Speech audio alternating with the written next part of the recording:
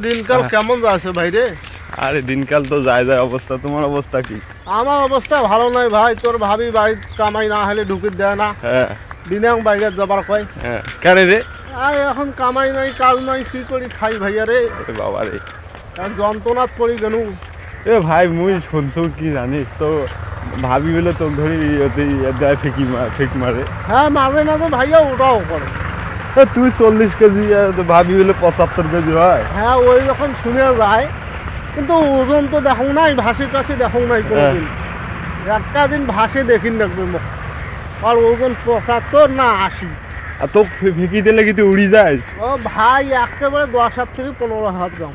ওরে বাপরে ভাই, এন্তন বেশি বিয়েও করেন না রে ভাই। এ মোর ভাইটা বিয়ে করিস দেখেন না গাড়িয়ে 40 কেজিরও কম হইবে। হ্যাঁ 40 কেজি কম হইবে না ভাই? ভাইয়া মোর জানিস না, মুখ যখন